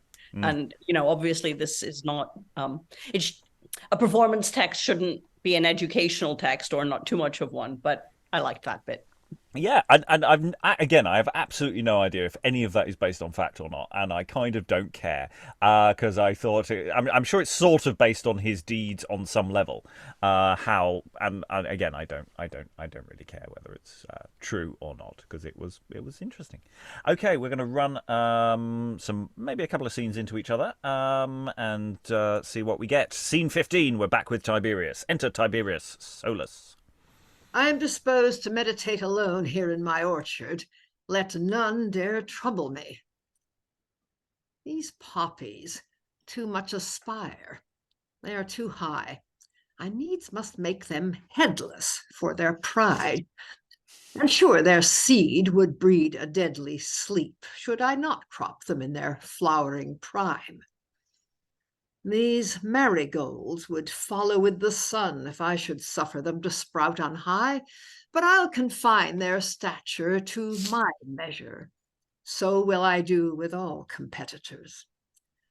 Here's an old root doth hide the rising plants, and that doth make me think on Julia. Where is Sejanus, that incarnate devil? Hath he not ended yet my greatest evil? I do misdoubt the villain, Oh, the slave! He may betray me to the senators. He may disclose me unto Julia. He may discover me to Germanicus. He may do what he will to seek my end. Exit Tiberius. I just want to briefly pause on that. I really like that speech. I think it's one with, you bring on some props and it's like Tiberius is doing some pruning and gets more and more angry as he's doing it, and then suddenly goes, I am in the wrong place. Everyone's plotting against me. I must go. Whoop. I thought it was really, really, really fun. It seems utterly divorced from anything else and seems to be a placeholder between scenes with Germanicus, but I still liked it. Very, it's only 15 lines, 20 lines long or something. It's it doesn't overstay its welcome. Yeah. Okay, I wasn't going to linger on that. I just wanted to say I liked it. Scene 16. Enter the ghost of Germanicus. Ingrateful Nero and ingrateful Rome, unto the merits of Germanicus, revenge my causeless wrongs, great Proserpine, who murthered was by hateful treachery. Methinks I am a man, and now could rave, that ne'er before did know what anger meant. This mural crown wrought my untimely death by Piso's envy and Tiberius' pride. Germanicus, poor soul, do not complain, for prayers cannot thy life restore again. I will go see my children and my wife, that I may think on them in this new life. And exit ghost. Again, I wasn't planning on stopping here, but this is really interesting. Because we know he's been poisoned with poison crowniness, and then he comes on and does this. I almost feel that these scenes need to overlap, and that there's stuff happening in Dumb Show while Tiberius, and then this comes out. And staging-wise, I think there are huge possibilities about these overlapping scenes here. I think there's something really quite nice about that. That while Tiberius is railing, Germanicus is writhing, and then his ghost comes. I think there's interesting possibilities there. That might be too much, but again, within a few lines. I mean, have you a dozen lines there? I mean, it's not a lot. Yeah, and it runs straight into the next scene, I think. Absolutely. Again, depending on how we define where scenes begin and end. Mark. Tracking plot and characters. Piso, he's working with Sejanus, not with Tiberius? Or is he working with Tiberius, not Sejanus? Or both? It's sort of, yeah, he's working to himself. I mean, I think he's working off Sejanus, but, he'll work off whoever. It's interesting that the ghost of Germanicus can tell that Piso killed him, but seems to not know that it's Sejanus, at least as much as Nero. That, I don't know. It's interesting. Right. Okay, let's go into a longer, more detailed scene. We've had a couple of little sketches. Scene 17, enter, in this counting of it, enter Agrippina at one door, Drusus and Nero at the other, crying out as from their beds. Father, my dear Lord Germanicus. My husband, my dear Lord Germanicus. Father, my dear Lord Germanicus. Mother and brother, help Germanicus. Fie, sluggish brother, draw thy baleful sword.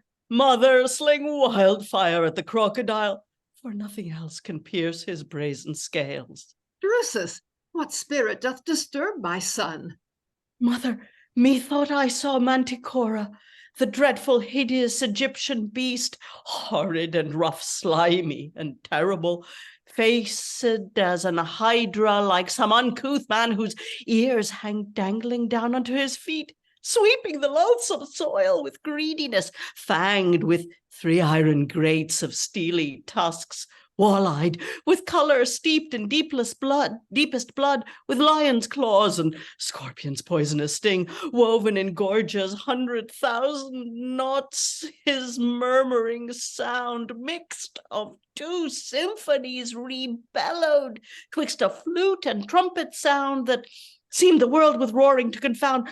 By him I thought I saw a gallant beast, a princely lion, crowned with honours meet, at which this ugly monster wrought amain, for to defeat the lion of his prey, but all in vain, till this deceitful beast belched forth an airy death, infecting breath, at which methought the lion vanished, And my dear father, great Germanicus, placed in his room by this beast, perished. Twice thus I dreamt, and still methinks I dream. But mother, what did your affrighting mean? Oh, son, I dreamed that in the azure sky for one epicycle 2 suns did strive. One darted rays, the other rainbows made. One succored plants, the other moved the fire. One shining, t'other dim. One true, t'other false.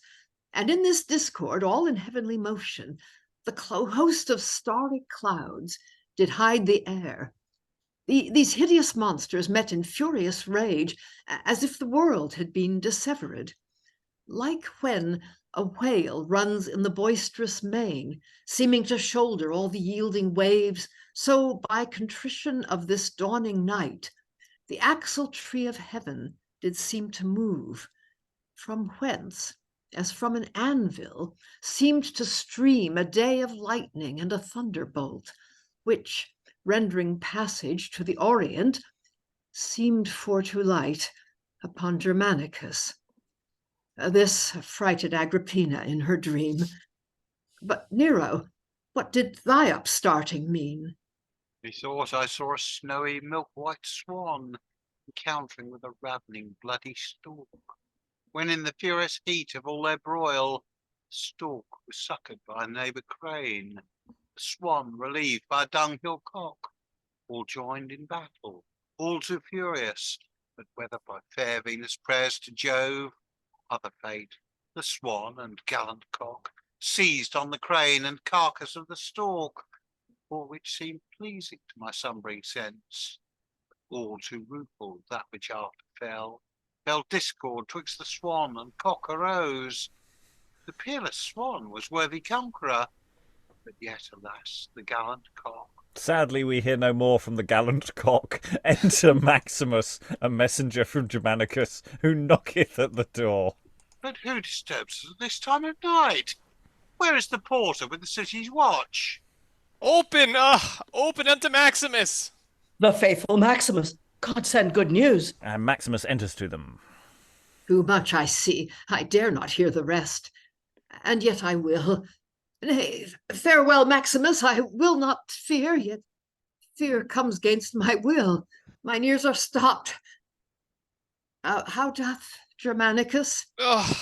Were I mute, or had my careful nurse ne'er taught this doleful engine for to speak, then should my soul in mourning silence groan.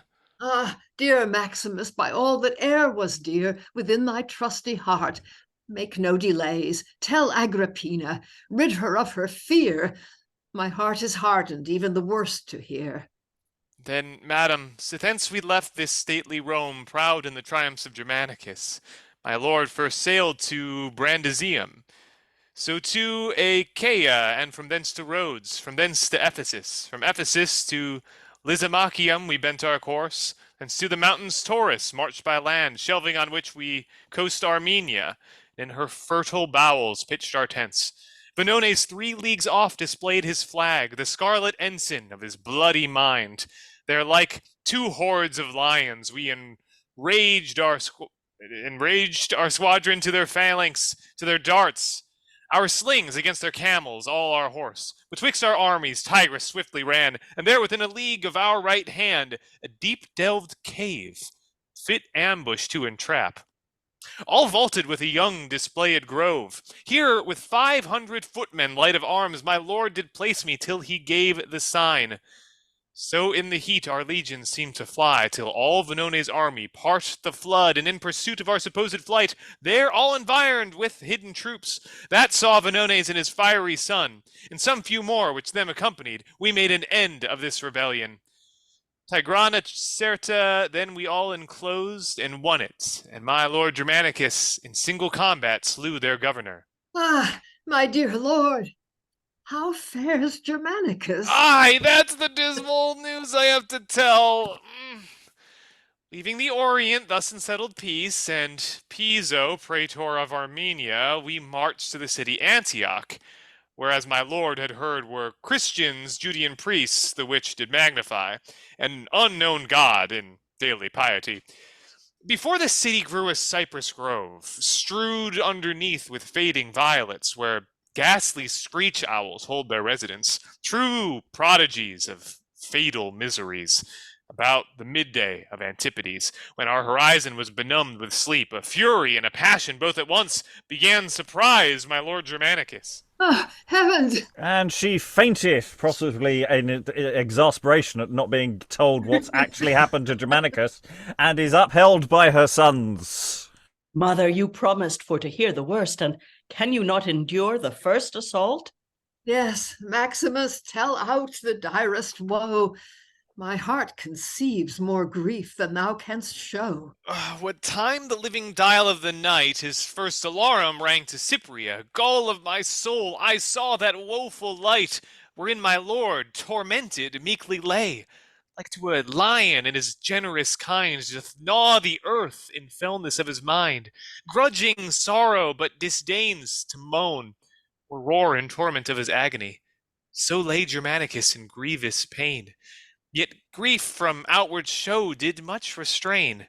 But feeling that his spirits 'gan to fail, and vital pulses leave their motion, he called for Plato, and there 2 hours read of the immortal essence of the soul, so constant in his soul's divine relieving, that grief even grieved herself for him, not grieving. Then to his friends he gave his last farewell. Dear friends and worthy countrymen, adieu.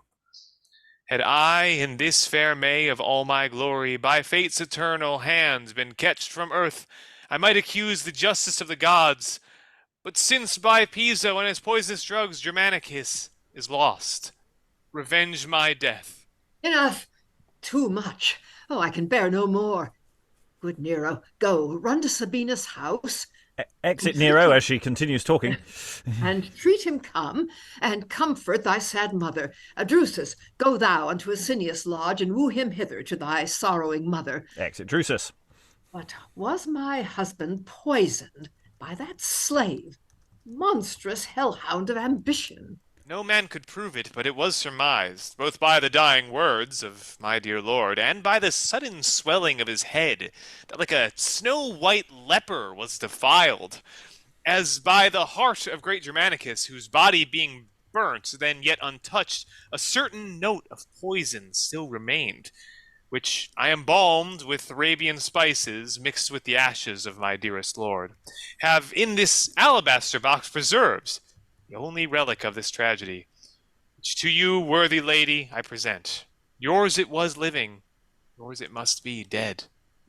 I had it living, and must have it dead.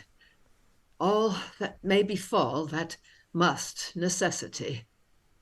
Fly, living soul, unto this lustless heart, that it may animate my greater part. Or else, O gods, grant this felicity, that here my breathing soul may tombed be. Mine eyes shall drizzle down Arabian myrrh to garnish all Armenian infections, or falling from my eyeballs covered be with this fair cover of sad miseries. I must needs look upon this last relief, which swells as being angry for my grief. Ah, my Germanicus, thus to hold thy heart yields me no comfort, but augments my smart. Nero returneth. Mother, Sejanus, some 2 hours since, is gone to visit fair Elysium. What? To thy father, my Germanicus? Drusus returneth. Sorry. Mother, Asinius Gallus, very weak, expects the fatal hour of his death. Physicians tell him he is poisoned. Poisoned? Too much, my son. Great sorrow still is dumb. And they exit. Okay, this scene needs a trim because it just becomes hilarious the way the Maximus just keeps not telling. It's like we know you're clearly here to tell him that you're holding his sodding urn. And yet you keep not saying. So Yeah, and also we were there, so we know all this stuff. We don't need to know all of that. We just skip to the end.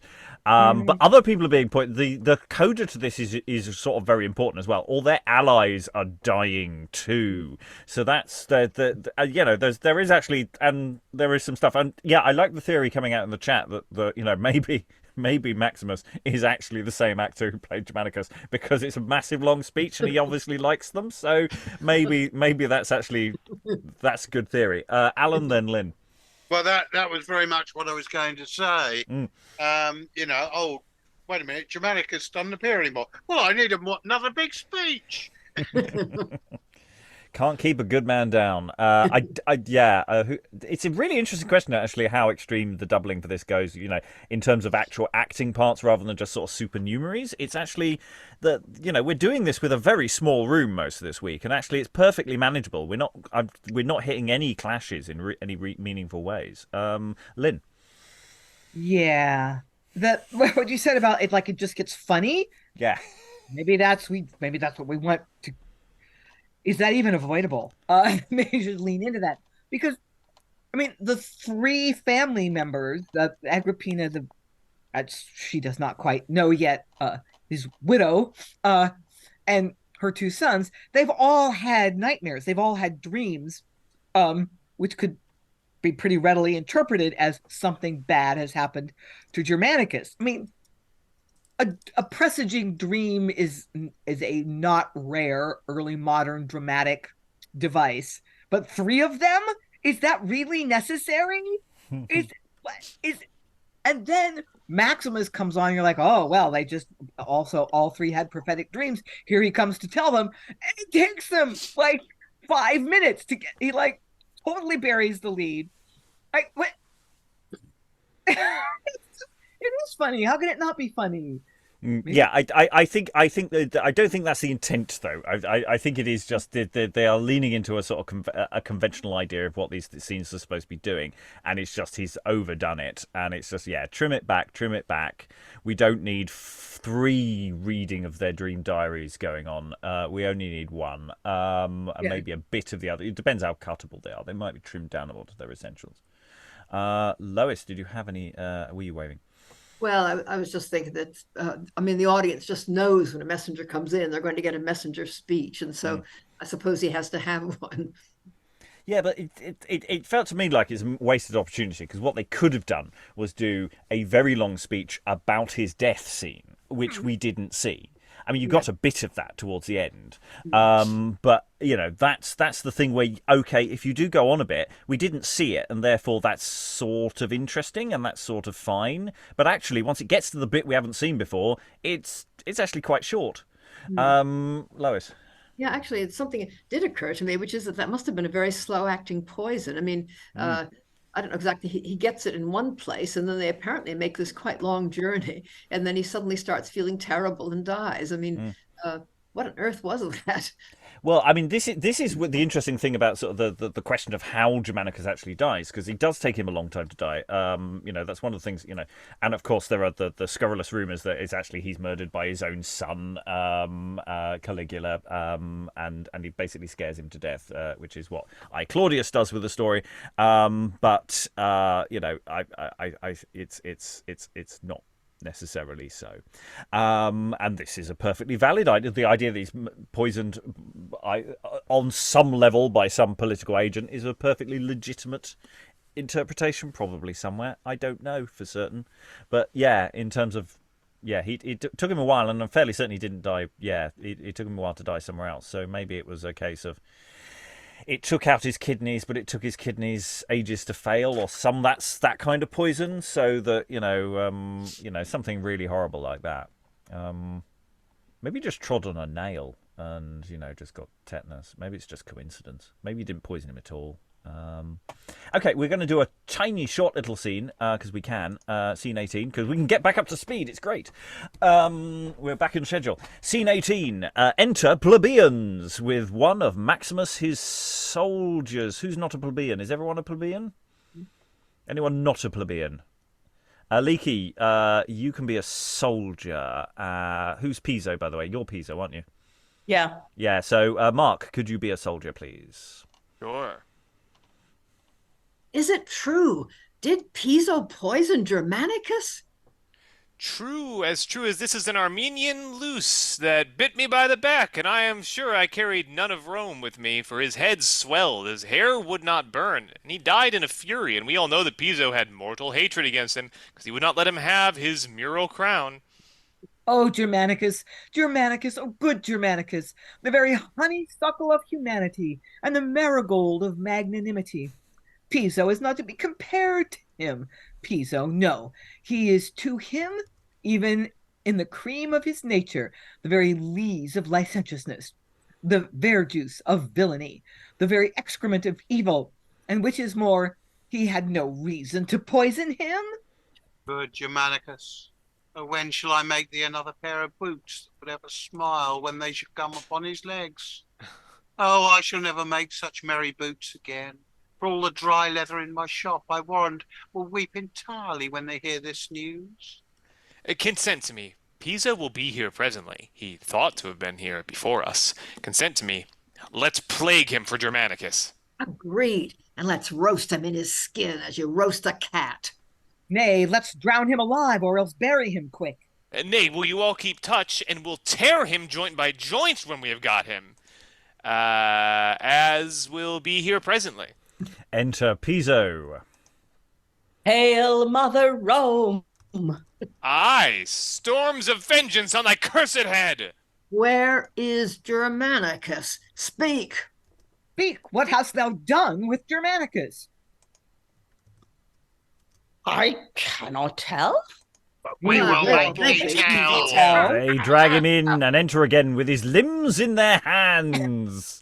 They shout and cry. Thus have we sent revenge to our dear Lord. Thus have we sent Germanicus revenge. And they exit. Well, I didn't see the old limb cupboard being opened again.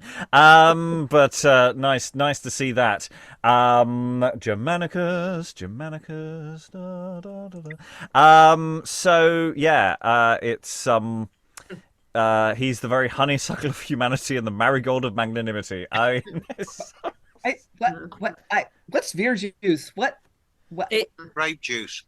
It's made out of unripe grapes, and it's used instead of vinegar or lemon juice to make things sour. I've had it. It's really nice. Yeah, the verjuice of villainy. So it's probably if it's been sat around for a bit too long, that's definitely the verjuice of villainy, as opposed to the very excrement of evil. Which there are some good ones here. These all sound familiar, though. I'm sure we've had some of these before. I don't think these are original. We will have to go and check our database as to the nature of these insults. But yeah. Typical dumb plebeians. Yeah, the lower classes showing how dumb they are again. Yeah, there are some very there are some nice little turns of phrase and little things, but yeah, they're quite broad stroke, aren't they? And then of course they tear Piso literally limb from limb. I don't recall again. That's quite how it went down, but again, the play may feel that it needs to tell us that it's historically accurate. I don't feel we need to worry too much. But yeah. So that was fun. Get the limbs out of the cupboard. Well. Yeah. Yeah.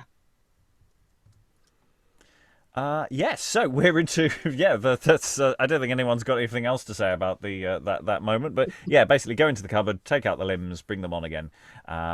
We haven't had that for actually not that long ago. Actually, I think we had some limbs. We've had some dismemberments. We've had some hanging corpses, bits of corpses. We've actually had them quite recently.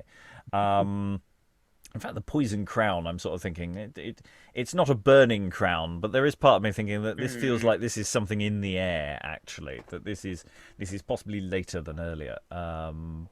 Yeah, it's a really weird text. Okay, so we're going into final thoughts. I'm getting a better handle on this. I think there's a lot of dramatic potential here. I'm worried about where to put an interval. I didn't find a really good interval point there. Somewhere in the second session, we need to find somewhere to put a decent one. You could put it here, I suppose. It depends how much we're cutting. If in the final third nobody does any long speeches and there's nothing to cut, then we could actually just sort of go on from about this point, or maybe move a few bits or pieces around. But that central episode is, the death of Germanicus is really important here. The play is really about Germanicus.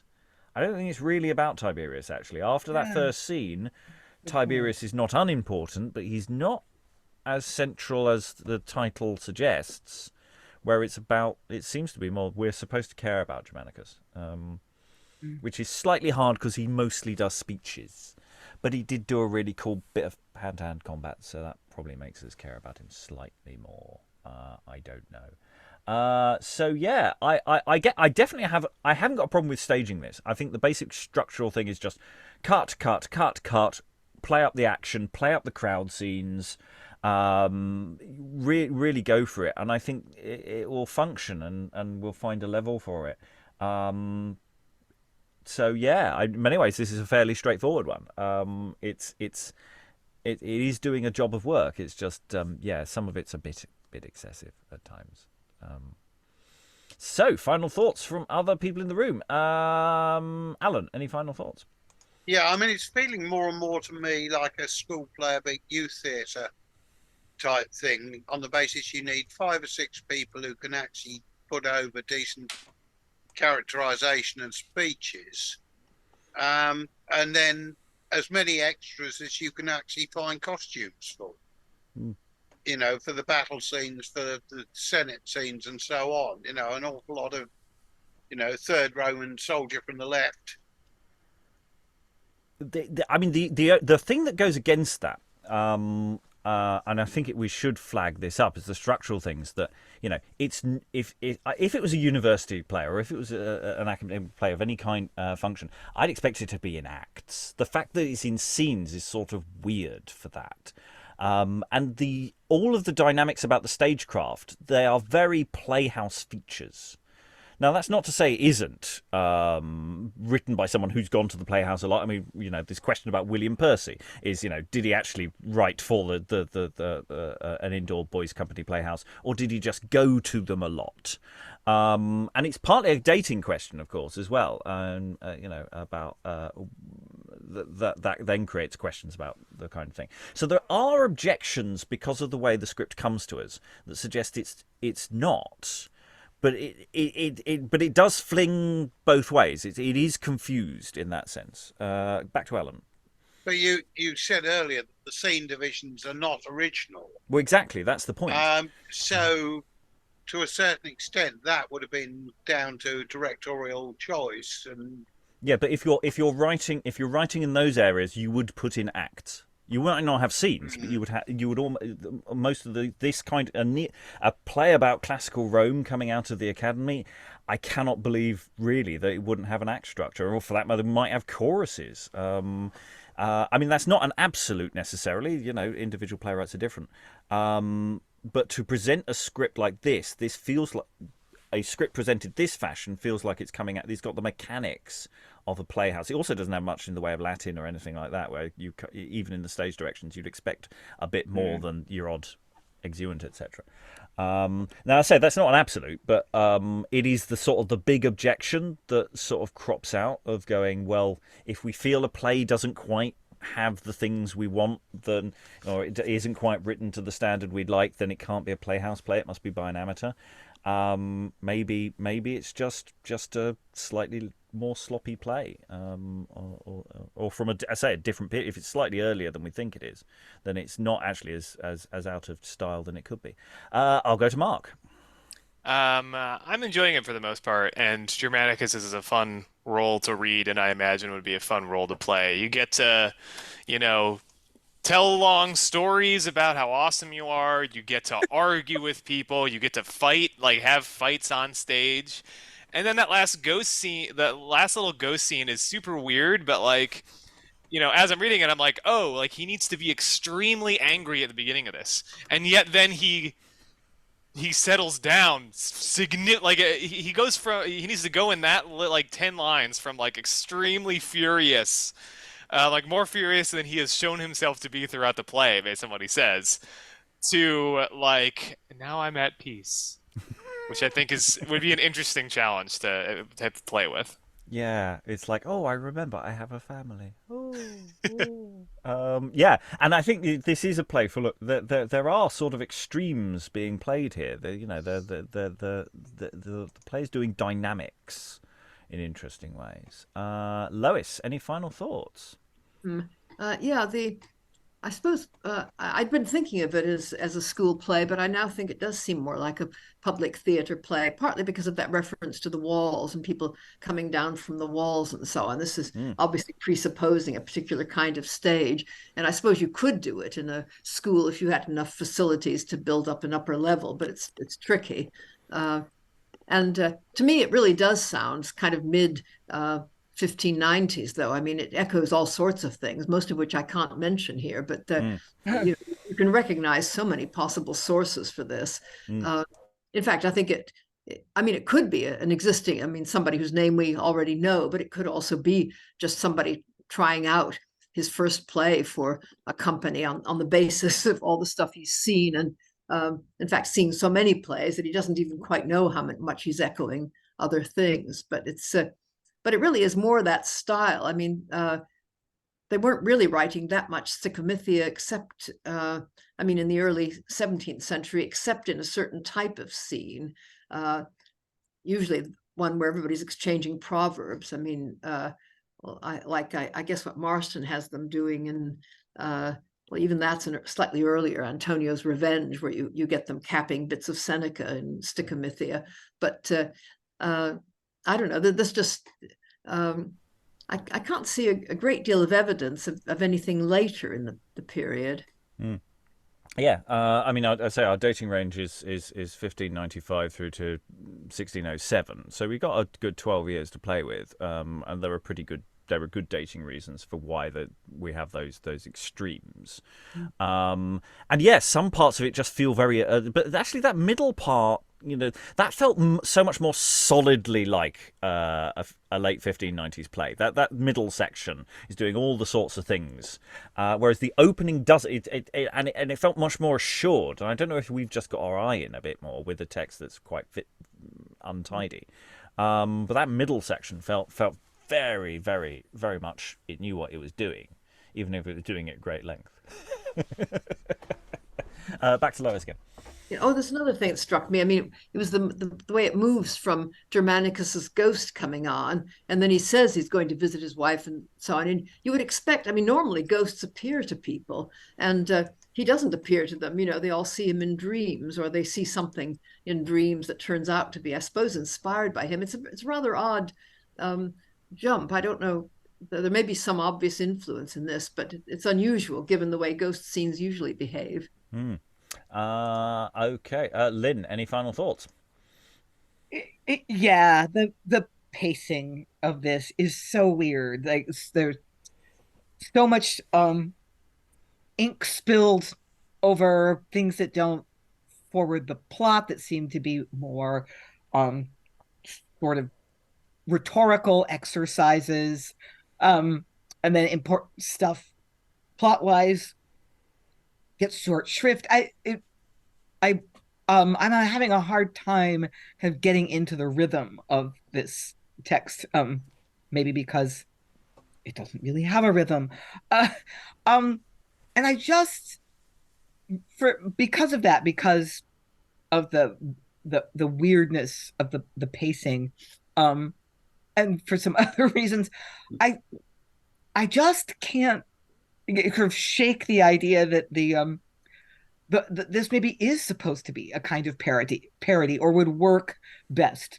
as a parody. That last scene with the plebeians, the one plebeian with all the alliteration, and then the other plebeian with the thing about the boots, and then they bring on parts of Piso's body. No, No, that's just funny. That's yes, but I think that is intended to be darkly comic. I think Yeah. they are that's a sort of Yeah. a Yeah. class problem really that we might be Yeah. throwing at the play.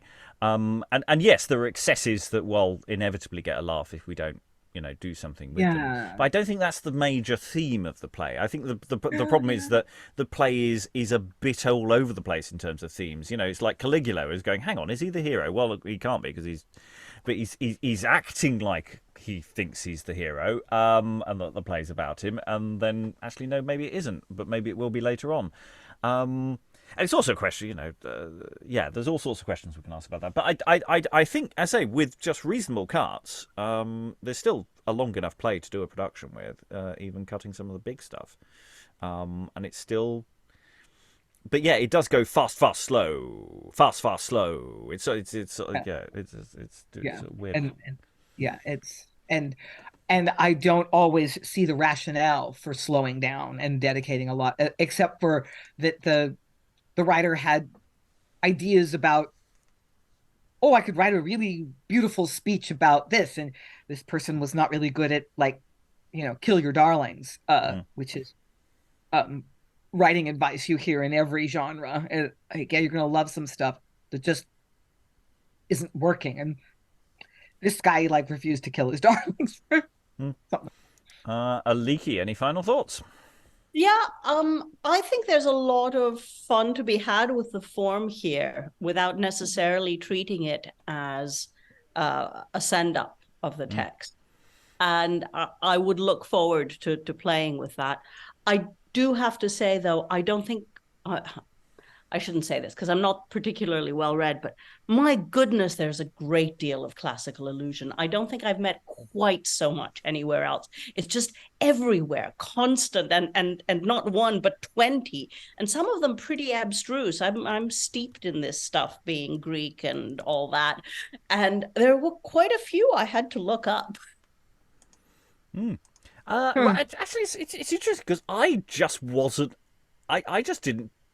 I kind of didn't notice them. It's odd, actually.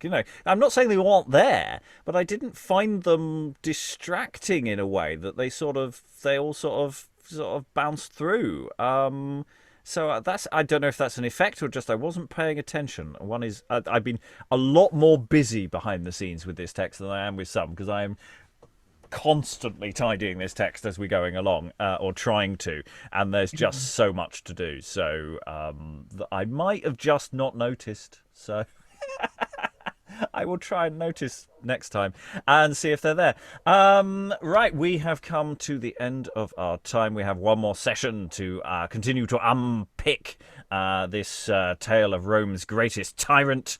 We've got a balanced cave ceiling to worry about. Let's see what happens there. That's in fact the only real plot thread that we haven't really initialized this session. It's been set up, but I'm sure it will come through next time.